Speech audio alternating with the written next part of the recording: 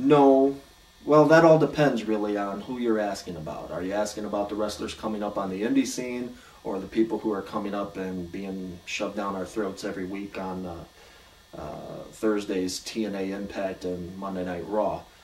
Um, do I think they're of high caliber? No. Overall, no. That's the quick and easy answer.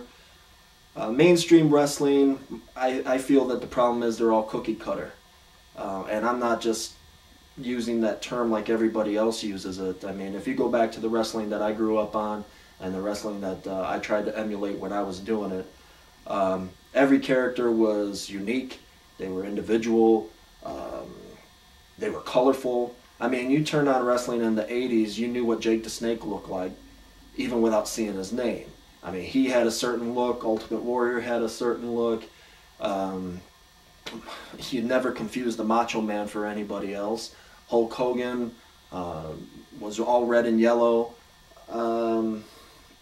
So that era of wrestling, you had a lot of muscle-bound guys. I mean, Hogan, Warrior, Macho, Ricky Steamboat, they were all muscular, but you wouldn't confuse them with each other. You turn on Monday Night Raw today, and you can't say the same thing. I mean, Batista looked similar to some guy they had in Next recently. Goldberg and Steve Austin, very similar look, and I'm sure a casual fan confused them a time or two. So there's nobody that really stands out. I think the people that they got at the top of the card for WWE are ridiculous. There was a story online that CM Punk, who's their WWE champion, was denied access into Madison Square Garden for a show because the security guard didn't know who he was. I mean, could you ever imagine that happening to Hulk Hogan, Ric Flair, Andre the Giant, Ravishing Rick Rude back in the day? They go to Madison Square Garden and the security guard doesn't think that they're a wrestler? I mean, come on. TNA Impact is even worse as far as the guys looking alike. There's not a whole lot there that I see that I'm impressed with. And the indie scene, forget about it. I mean, between the fat slobs who are wearing t-shirts covering up their physique, to the skinny guys who don't have a muscle in their entire body. Who else? What else is there on the indie scene that you can be proud of? Well, let me backtrack a second. There are a few things that I think are being done right on the indie scene that I would list as high caliber. And I like to think that I'm a fair guy. If I bash somebody for doing something wrong, I'd like to think that I'm fair and will applaud them and give them my seal of approval if I think they're doing something right. And right now, I want to send props out to POW Entertainment. They're a local fed here. They've been running for maybe a decade at this point. But they have 4 guys there that actually look like wrestlers. And the promoter there has done something that I think is very smart. He's put all of his championships on these 4 guys. And if you're trying to get the casual fan who wants to go to an indie show to see something that they can relate to from television, then you have to have guys that look like the guys who are on television. The Randy Ortons, the John Cenas. These guys have physiques. These guys are at the top of the card. So somebody who's sitting at home watching that product, they come to an indie show and that's what they want to see. Well, POW Entertainment now has Joey Chichi, who's their regional television champion. He has Ruthless Ramon, who's now their POW World Champion. There's a tag team that I'm very impressed with Ice Pick Vic Capri and Malad Akbar. You look at those guys and they're built, they're chiseled. So I think POW Entertainment's probably the only fed right now that's doing it right as far as putting out a product that a casual fan can equate or relate to what they see on television. So that's my answer on that.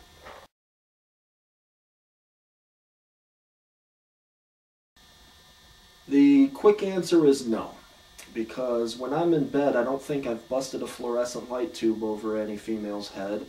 I don't think I've hit her with the video camera. at least not on purpose, maybe accidentally, when I'm trying to get the shot. But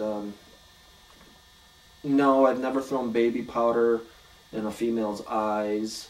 That's stuff that I've done in the ring. You know, I might have rubbed her down with baby powder before the match started or something, but never threw it in her eyes.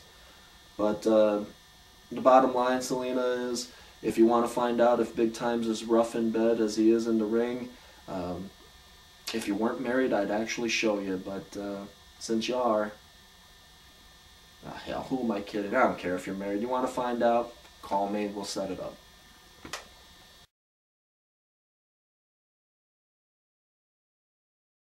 Aside from Hulk Hogan, who's probably the biggest influence in my wrestling endeavors, I'd have to say Ric Flair. I've told many people in the wrestling business that when I was a fan, I always wanted to be Hulk Hogan.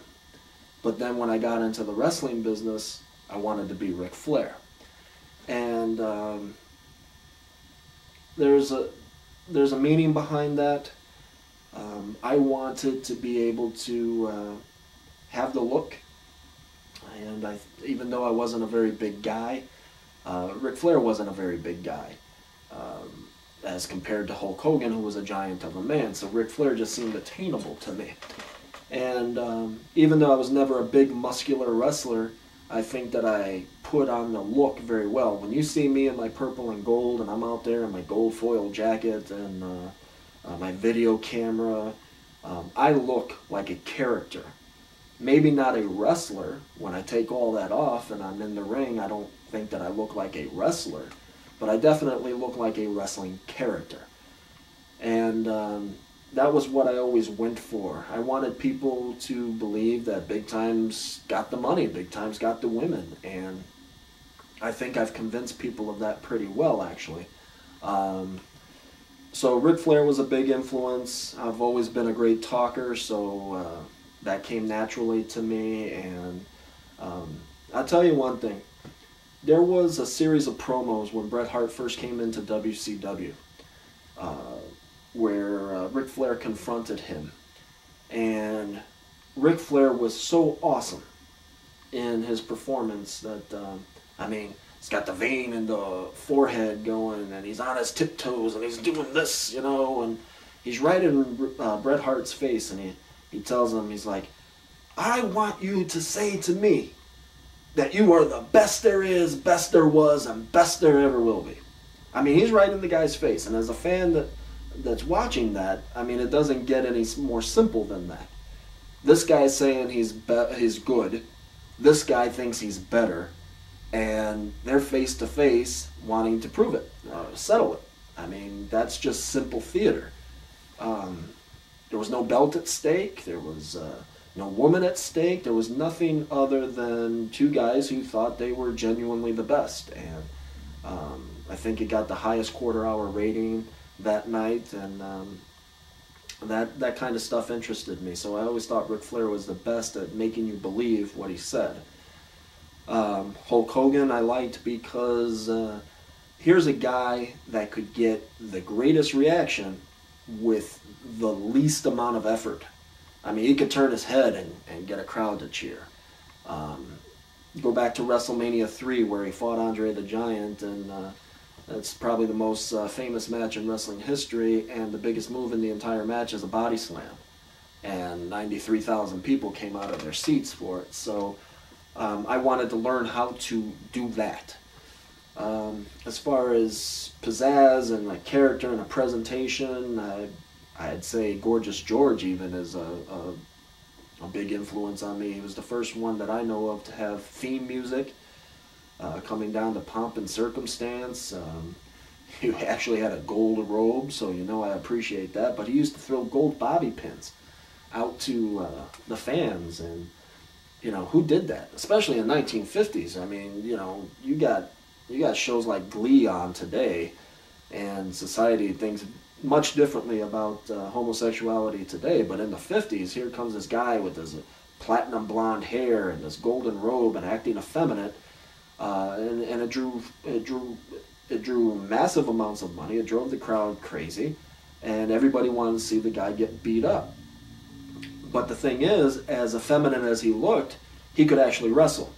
So that was always a shock to the fans, and that made them even more angry, because here's this guy they want to get his ripped to shreds, and then he could actually defend himself and hold his own, which psychologically the fans didn't want. And that made him mad, and that kept him coming to the show. So those three probably the biggest influences as far as what I do in the ring, or what I've done on shows. But I mean, I've borrowed from the Macho Man with the double axe handle from the top rope to the floor. I've borrowed from Jushin Thunder Liger with the handspring backflip onto my opponent. I've borrowed from Chris Jericho. I've borrowed from Ricky the Dragon Steamboat. I've borrowed from Kurt Angle. So these are all influences, I would say. If I saw something that I thought that I could use effectively and not be accused of being a carbon ripoff, I tried to see what was on television and make it my own. I'll give you a little bit of a quick history lesson about Bigtime. Before I got into the business, the hottest hand gesture in wrestling was DDP's Diamond Cutter. This. So when I was looking for my own wrestling character and I wanted to signal my finishing moves and stuff, I just took the Diamond Cutter and opened it up into that. So it's on my tights now, and nobody that I know of before now ever really knew that that's where I got it from. So that's what I'm talking about, seeing something on television and then turning it into your own. You want the people in the crowd to relate to you and say, yeah, he reminds me of what I see on television, but you don't want them to call you a ripoff either.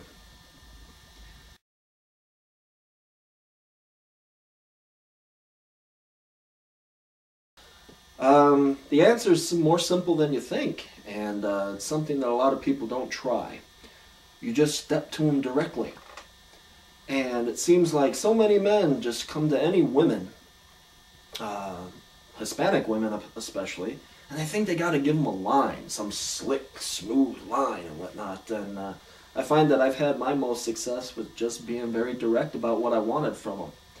And I'll tell you a story. A couple years back, I went out with a couple of my wrestling buddies, and we hit a club on Division Street. I think it was the Leg Room.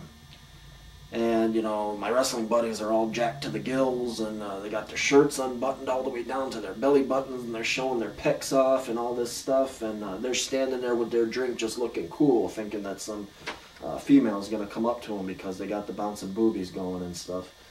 And from across the bar, I see a Filipina chick and a black woman sitting by themselves, and I went right up to them, and I leaned on the table and I said, "Have you ever been bought a drink by a guy who wasn't trying to get you into bed?" They looked at each other, they looked at me, and they were like, "No." And I said, "Well, you can't say that anymore. What are you drinking?" And guess what? I'm sitting with the two hot women across the bar, and I'm having drinks, and we're laughing, and there's my two wrestling buddies still looking like jerks from across the bar with their shirts unbuttoned. And next thing I know, they want to go home, so of course. But I just find that the direct approach is always the best, and women appreciate honesty about your intentions. And Latin women, you can't get anything over on Latin women. They can see BS a mile away. So just step to them directly, step to them with confidence, and you'll be surprised. If you come to a woman with this aura that you deserve to be with them, they're going to pick up on that, and they're going to get curious, like, why is this average to ugly looking guy think that he can get with me? And that curiosity is a powerful thing.